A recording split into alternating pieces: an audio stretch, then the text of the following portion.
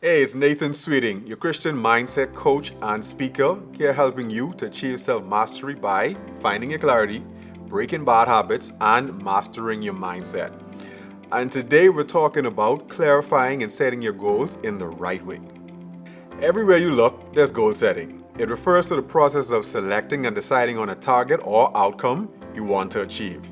We set goals for our health, career, relationships, and just about all other areas of our lives. Now, the thing is, most people think that the only challenge is in achieving the goal, but the first struggle a lot of people actually encounter is during the goal setting process. Just as important as setting the goal itself are the how and the why surrounding the goals.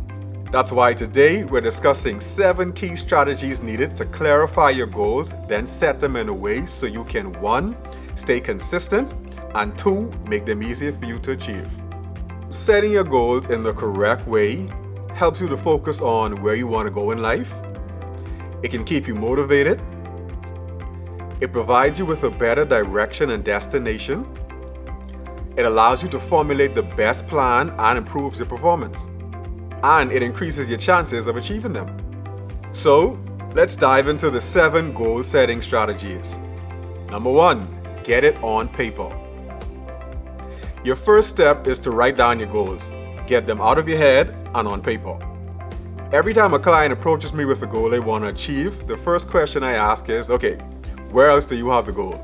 As in, other than in your head, where do you have this goal recorded?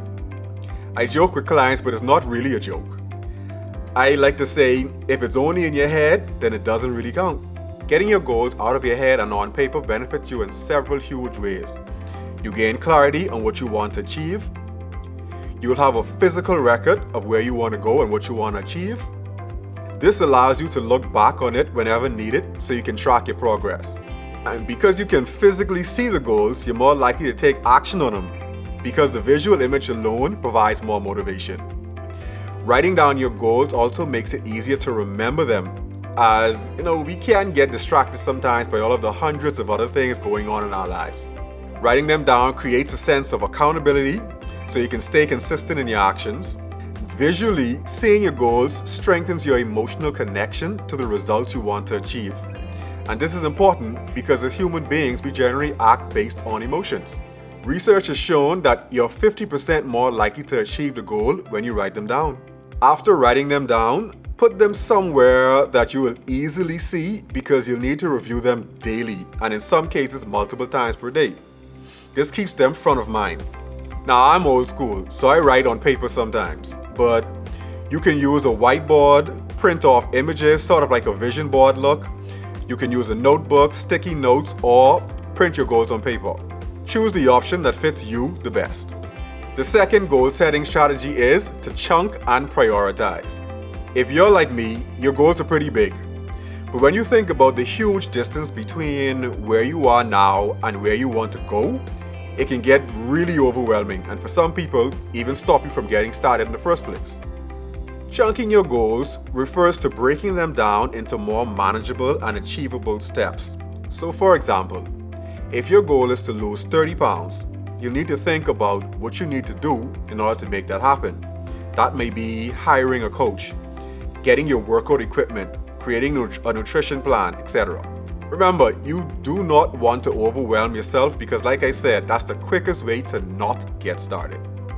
You should also prioritize your goals according to your interest, their impact, the degree of difficulty, and the length of time needed to achieve them. The thing is, you're most likely to have multiple goals covering multiple areas of your life, and they're all fighting for your attention. So you must prioritize them so you know what to focus on because our focus is very limited. So I personally focus on my career and financial goals the most because the goals in the other areas of my life like health, relationship, etc. are basically on autopilot. So they don't require me to prioritize them at this point. So look at your current and newly set goals and identify how you will divide your attention. Because remember, each goal is competing with the other goals. Number 3, add details and don't be generic. Instead of saying, I want to lose weight, you can say, I want to lose 20 pounds in the next 90 days. This way, you understand exactly what you want to achieve and when you want to achieve it. Vague or generalized goals are not that helpful because they don't provide you with enough direction. That's like me giving you directions to my house and saying, just head west and it's the blue and white house through the corner. I can bet you'd never find that house. Start by identifying your best case scenario. Don't set your goals based on where you are now. You'll be doing your goals a huge injustice. For example, if you set a goal to start your own successful business, don't shrink the goal because you've never done it before or because you know nothing about being a business owner. Instead, identify the exact business you want to start and exactly how much you want to make. Then, reverse engineer the process. This means starting at the end, then working your way backwards. And that's the beauty of setting a timeline or deadline for your goals. Using the example above, if the goal is to start your business and make your first 10K in 3 months, then work out what all you need to do each week and each day to achieve that. That means identifying how many units of product you'll need to sell each month to make that happen. It'll also tell you how much time you have to set up the business so you can start making money. Number 4, one of my favorites, know the why. What are your reasons for wanting to achieve your goal? Knowing your reasons adds more significance to your goal and is a great measure of how committed you will be to the goal. I first wanted to lose my excess weight so I can take some muscle pictures. True story. And I did lose 45 pounds, completely transformed my body, and I did my photo shoot afterwards.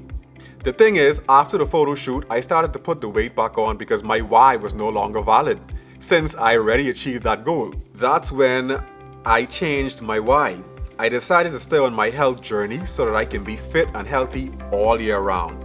And since that became my reason, I've kept that up for the past 8 years and I'm still going today. So identify why you want to achieve your goals and definitely make sure that your why is strong enough to overpower any and every excuse that you could possibly think of. Now, my definition of an excuse is this: anything and anyone that stops you from achieving your goal. That could be a lack of time, a lack of knowledge or skills, lack of motivation, or whatever reason. It's an excuse. Once the why is strong enough, it'll make your excuses seem much smaller and less significant.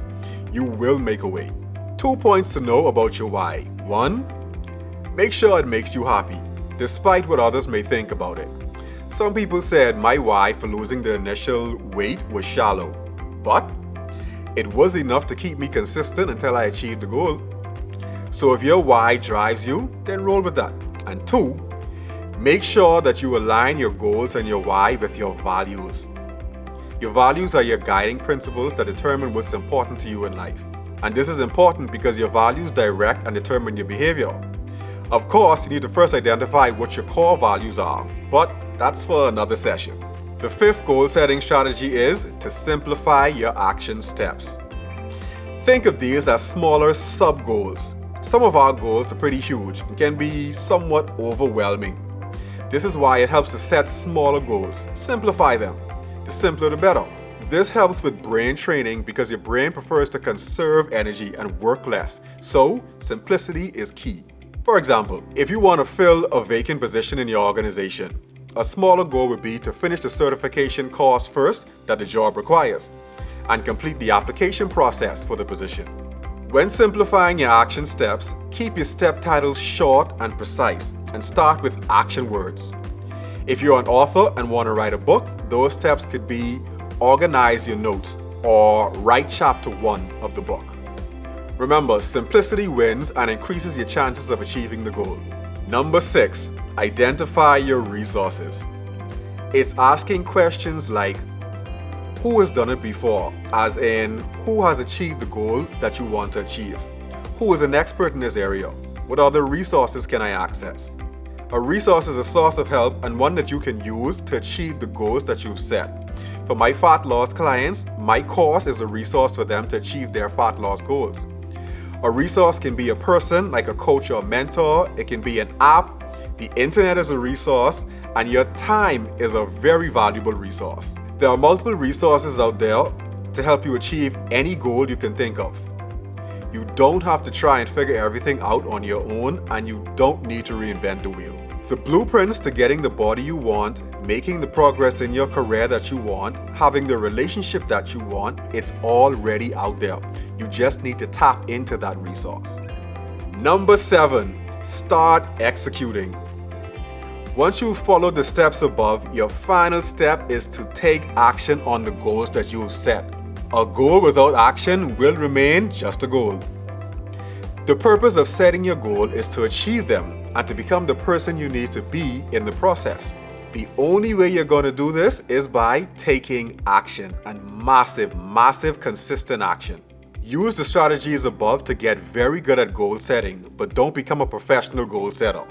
These are the people who are very good at goal setting but never achieve their goals because they don't take action. If the goal is to start a business, then start brainstorming on what problem you're going to solve and who you will solve it for. If you set a goal to lose 20 pounds, today you can identify a simple workout routine that you can start with. The point is, there's always something you can do today towards achieving the goal that you want to achieve. So let's get moving.